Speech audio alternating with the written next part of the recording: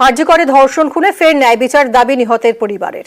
ময়নাতদন্ত রিপোর্ট দেখে মনে করা হচ্ছে যে ঘটনায় কোনো একজন জড়িত নয়।